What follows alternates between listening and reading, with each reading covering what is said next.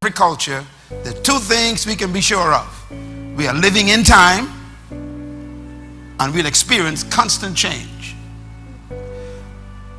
Point number two, all humans will be affected by the time and change they live in. Remember, you exist in them. If you was a fish, time would be the ocean, and change would be the current. So picture yourself as a fish. You live in this ocean called time, and the changes coming at you are the currents trying to push you in its direction. We cannot avoid those two things. Point number three. Thank you, Lord. Now listen to this statement, please write it down. Whoever controls and manages time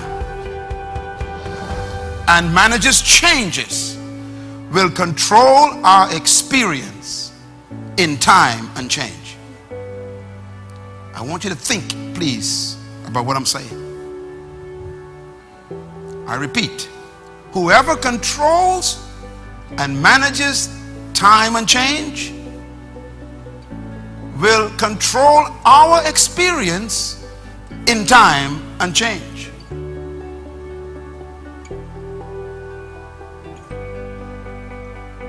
That leads to point number three, a very serious point. Whoever plans your time and the changes in your life will design your future.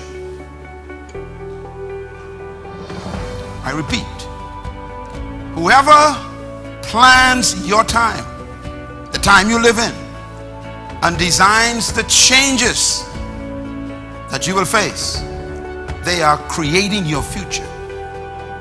They are controlling you. That means then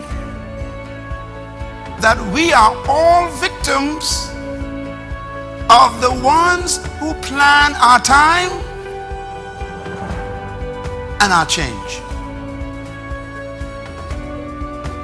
I repeat, you are a victim of the people you've given the authority to plan your time on earth and what type of changes you will go through. You are a victim. That means then, and this is a serious result, others can plan your life for you. This is serious. If you give another person the right to plan how you use your time and the right to decide what kind of changes they want for you, you've stopped existing. You are now a victim of other people's design. This is serious. Therefore, the next point is a question. Who will design your future? Now remember, whoever controls and designs your time and your changes designs your future. So the question is, who are you going to allow to design your life? Let's talk about it. And this statement is one you must never forget. Avoiding engagement with the powers that design and plan our time and change is to surrender to another man's values, morals, and standards.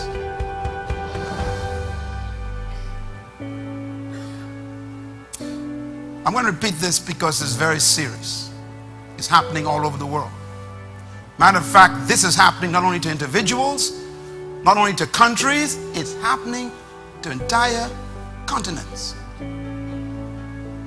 I'm going to read it again. I want you to write it down.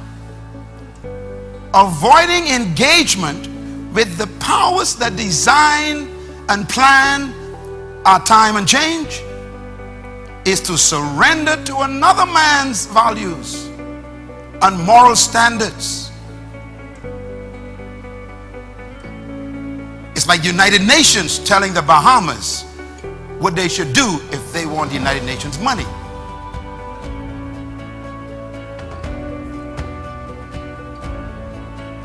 Our government leaders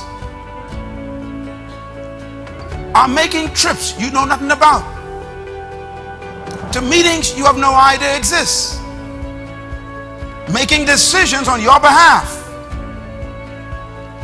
that diametrically oppose your values because you will not engage them. They think that a vote was a surrender of your brains.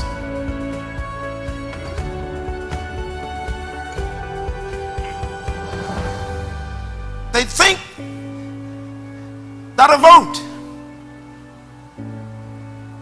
is the cancellation of your intellect.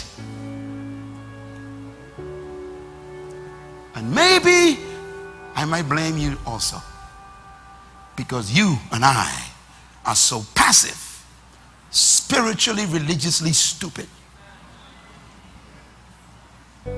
Because somehow we get this weird idea that we could put an unrighteous man in power and demand righteousness from him. This is crazy.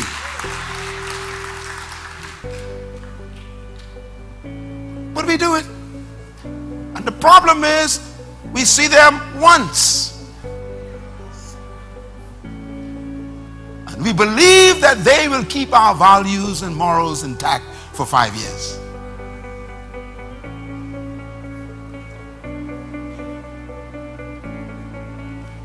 How does it happen? First word, avoiding them. Avoiding to engage the system. Let's take it a step further. This is a tough one. The useless church. What did I say? The useless church. I have come to the conclusion, in my humble estimation, I have traveled to over 100 countries. My largest audience was 2.5 million people in one place. I have met with hundreds of government leaders and heads of state. I have engaged bishops and potentates.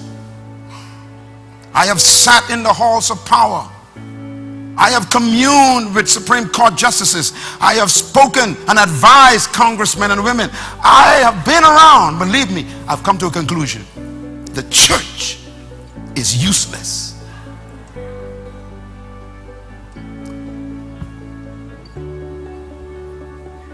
What do I mean? Write this down.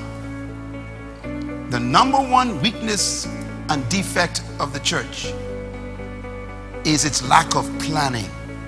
I'm going to explain this. The church does not plan correctly. Emphasis on correctly. Why? The folly of the church is its preoccupation with planning for heaven and not earth. That's their folly. And the problem is, the church lives on earth.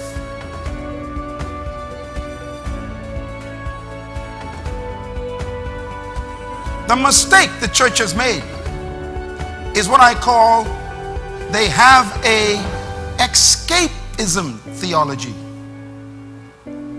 It's a theology that conditions its adherents to leave earth rather than change earth. It is the I'll fly away mentality. It is to stay away from them mentality. It is to avoid getting involved with them mentality. And so we have basically developed a useless church on earth. That leads to my third point. The church has planned itself out of the world. We've planned it. Now the sad part about that truth is this: the church has abdicated its responsibility and abandoned the world and the earth. Both words are important. They abandoned the world and the earth. The focus of the so-called church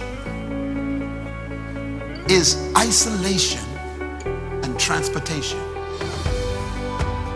The transportation is rapture. They have become so conditioned to live in a world that they don't live in yet, that they can't affect the world they live in.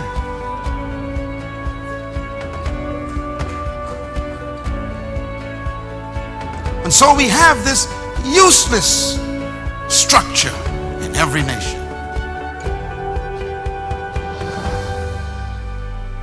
That leads to point number 5. The church has created and designed its own irrelevancy.